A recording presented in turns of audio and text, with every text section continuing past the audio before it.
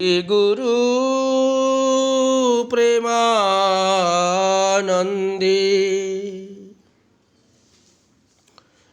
निताय गौर सीतनाथ हरि हरि बोल। गुरुवे गौरचंद्राय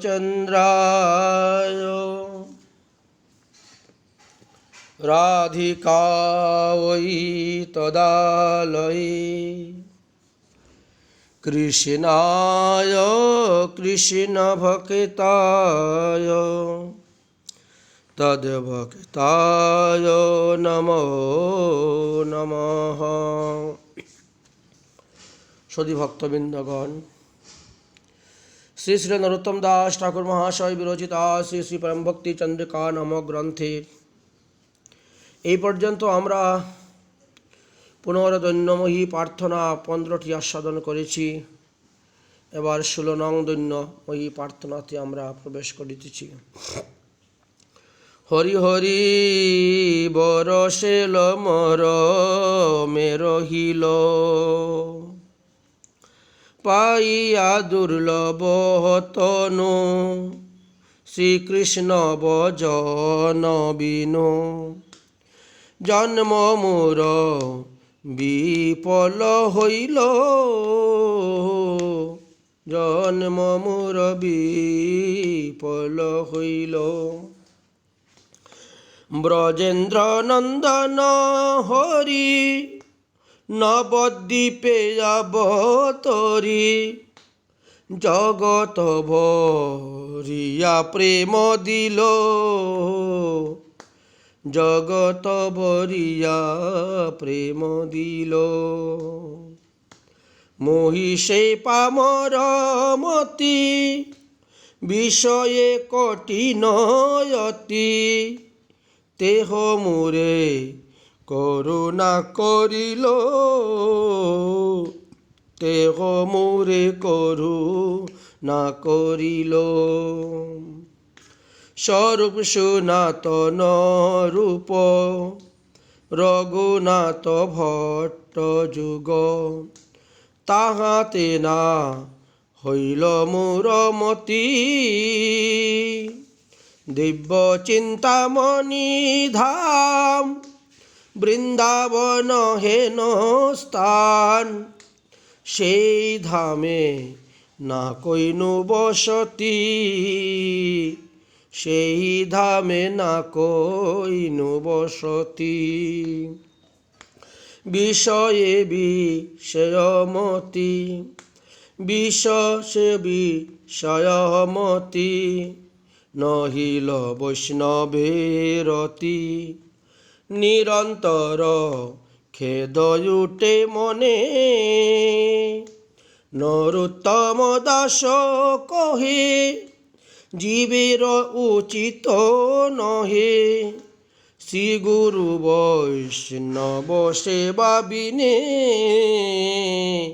শ্রী গুরু বৈষ্ণব সেবা বিনে।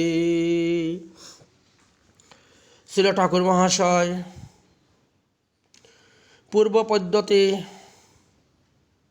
সপার্শ্বদ শ্রীমৎ মহাপ্রভুর বিরহে অধীর হইয়া তাহাদের দর্শন লাভের নিমিত্ত আর্তিবরে অনেক অনেক বিলাপ করেছিলেন।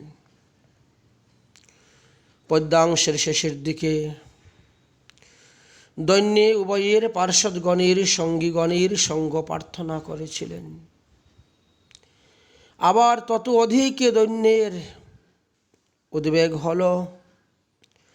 তাই এই 16 নং প্রার্থনা পদে নিজেকে ভজন সাধনহীন সাধারণ বিষয়ী মায়াবদ্ধ মানব অজ্ঞান সদৈন্য বিলাপীর সহিত ভজন প্রার্থনা করিতেছেন। হরি হরি বরশেল মরমে রহিল পাইয়া দুর্লভ তনু শ্রীহরি ভজন বিনু জনম মোর বিফল হইল। অতিশয় খেদের সহিত বিলাপ করিতেছেন, হায় হায় বড় শেল মর্মে বা হৃদয়ে। শেল হৃদয়ে বীর থাকিলে কীরকম ব্যথা হয়, তিনার হৃদয়ে সেই রকম ব্যথা হচ্ছে। দুর্লভ মানব দেহ পাইয়াও শ্রীকৃষ্ণ ভজন বিহনে এই মানব জন্ম বিফল গেল। শ্রীমদ্ ভাগবত মহাপুরাণ বলেন, দুর্লভ মনুষ্য দেহ দেহি নাম ক্ষণভঙ্গুর। ক্ষণভঙ্গুর হইলেও পরমার্থিক পদ এই মানব দেহের দ্বারাই লাভ করা যায়। অনিত্য দেহ দিয়ে নিত্য বস্তু লাভ করা যায় এবং ভগবান পাদপদ্ম লাভ করার সুদুর্লভ দেহ হল এই মনুষ্য দেহ। 84 লক্ষ যোনি ভ্রমান্তর বদ্ধ এই সুদুর্লভ মানব দেহ প্রাপ্ত হইয়া বুদ্ধিমান মানব কাল বিলম্ব না করিয়া গোবিন্দের ভজন করেন, কিন্তু মাদৃশ্য জীবের দ্বারা তাহা হল না। শ্রীকৃষ্ণ শ্রীমুখে তাহার প্রিয় ভক্ত উদ্ধবের প্রতি বলেছিলেন, ভাগবতের 11 স্কন্দের 9 অধ্যায়ের 29 নম্বর শ্লোকে, লব্ধা সুদুর্লভমিদং বহু সম্ভবান্তে মনুষ্যম ধর্মং মদংমিতানমপি ধীরা তীর্ণ যতেন ন পতেন মনোমৃত্যং যাবৎ নিঃশ্রেয়সায়ং বিষয়ং খলু সর্বতাং সাৎ। বুদ্ধিমান ব্যক্তি বহু জন্মের পর প্রাপ্ত জগতের সুদুর্লভ এই পরমার্থ পদ, এই অনিত্য মনুষ্য দেহ লাভ করিয়া মরণশীল দেহের পতনের পূর্বেই কাল বিলম্ব না করিয়া পরমার্থ লাভের জন্য পরম মঙ্গলের নিমিত্ত তারা যত্ন করেন, অর্থাৎ শ্রী গোবিন্দের ভজন করিবেন। বিষয়ভোগ তো সর্বত্রই আছে। সপাদি জন্মে অর্থাৎ গাছ পশু পাখি জন্মেও এই বিষয় সুখ ভোগ করা হইয়াছে, কিন্তু মানবের দেহেতে পরমার্থ লাভের পরম উপায় আছে, অন্য দেহেতে পরমার্থ লাভের উপায় নাই। এই দেবীর দুর্লভ মনুষ্য দেহ লাভ করিয়াও যাহারা গোবিন্দের ভজন করেন না, তাহারা পশুবৎ গৃহ অন্ধকূপে পতিত হইয়া থাকে। শ্রীমুকুন্দ শ্রীকৃষ্ণের শ্রুতি প্রসঙ্গে বলেছিলেন, ভাগবতের 10 স্কন্দের 51 অধ্যায়ের 46 নম্বর শ্লোকে আছে, লব্ধা জনৌ সুদুর্লভ মনৌ মনুষ্যং কতঞ্চিদকাভ্যায়ম তনুহন্নম পদারবিন্দং ন ভজতাং স্ময়তি গৃহায়ন্ধৌ কূপে পতিতো যথা পশু। হে অনঘ, মানুষ এই কর্মভূমিতে ভাগ্যক্রমে অযত্নবশতই দুর্লভ এবং অবিকলাঙ্গ মনুষ্য দেহ লাভ করিয়াও আপনার পাদমূলে যুগল সেবার মন করে না, পরন্তু তারা পশুর ন্যায় বিষয় বাসনা ইন্দ্রিয় সুখ নিয়ে ব্যস্ত হয়ে গৃহরূপ অন্ধকূপে পতিত হইয়া থাকে। অতএব শ্রীকৃষ্ণ ভজন বিহনে মনুষ্য জন্ম নিষ্ফলা। বিশেষত এই বিশেষ কলিযুগে বা এই শ্রীমৎ মহাপ্রভুর যুগে শ্রীকৃষ্ণের ভজন বা শ্রীকৃষ্ণের প্রেম প্রাপ্তির এক মহাসন্ধিক্ষণ। ব্রজেন্দ্রনন্দন হরি নবদ্বীপে অবতরী জগৎ ভরিয়া প্রেম দিল। মই সেই পামরমতি বিশেষ কঠিন অতি তেহ মোরে করুণা করিল। শ্রী ব্রজেন্দ্রনন্দন শ্রী রাধা ভাব কান্তি লইয়াই শ্রী গৌরাঙ্গ রূপে নবদ্বীপে অবতীর্ণ হইয়াছেন। তাহার অবতরণের মুখ্য হেতু শ্রীরাধার ভাব মাধুর্য আস্বাদন এবং আনুষঙ্গিক হেতু সারা বিশ্বে ব্রজপ্রেমদান। শ্রীল রামানন্দ রায় মহাপ্রভুকে বলেছিলেন, রাধার ভাব কান্তি করি অঙ্গীকার, নিজ রস আস্বাদিতে করিয়াছ অবতার, নিজ গুরু কার্য তোমার প্রেম আস্বাদন, অনুষঙ্গে প্রেমময় কইলে ত্রিভুবন। তাই জগৎ ভরিয়া শব্দে প্রেম দানের ব্যাপক অর্থ বুঝাইতেছেন শ্রীল কৃষ্ণদাস কবিরাজ গোস্বামী পাদ বন্যার সঙ্গে দৃষ্টান্ত দিয়ে শ্রীমৎ মহাপ্রভুর প্রেম দানের ব্যাপকতা বুঝাইবার চেষ্টা করিতেছেন। উতলিল প্রেমবন্যা চৌদিকে বেড়ায়, স্ত্রীবৃদ্ধ বালক যুবা সভারে ডুবায়, সজ্জন দুর্জন পুঙ্গ জরজন্ধগণ, প্রেমবন্যায় ডুবাইল জগতের জন। জগতে ডুবিল জীবের হইল বীজনাশ, তাহা দেখি পঞ্চজনের পরম উল্লাস। যত যত প্রেমবৃষ্টি করে পঞ্চজনে, তত তত বাড়ে জল ব্যাপী ত্রিভুবনে।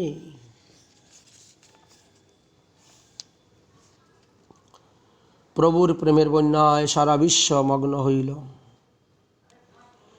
শ্রীল ঠাকুর মহাশয় দৈন্যের সহিত বলিতেছেন, মুহি সেই পামর মতি, বিশেষে কঠিন অতি, তেই মুরি করুণা নহিল। আমি অতি পাপাত্মা বা নীচমতি, অথবা স্বভাবতই আমার পাপ পঙ্কিল বুদ্ধি, বিশেষত অপরাধের হেতু আমার চিত্তে পাষাণ তুল্য হয়ে গেছে চিত্তটি, তাই কৃপা হয় নাই। এই জন্যই আমার প্রতি এমন করুণা মহের করুণা বাড়ি নিপতিত হইল না। পাপ হইতে অপরাধের গুরুত্ব বেশি শাস্ত্রে বলে গেছেন। প্রেমের মূরতি শ্রীল নরোত্তম দাস ঠাকুর মহাশয়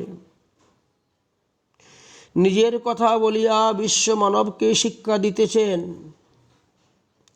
এমন করুণাময় মহাপ্রভুর যুগে যাহারা তাহার করুণায় বঞ্চিত, তাহাদের প্রকৃত ভাগ্য বিড়ম্বনায় এরা ভাগ্য বিড়ম্বিত মানব। শ্রীল প্রবোধানন্দ সরস্বতীপাদ শ্রী চৈতন্য চরিতামৃতে 106 নং লিখিলেন, দিগস্ত কুলমজ্জুল দিগোপি বাগ্নিমতা, দিগো যশো দিগো অধ্যায়নাকৃতি, নবনয় সয়তাঞ্চধিক।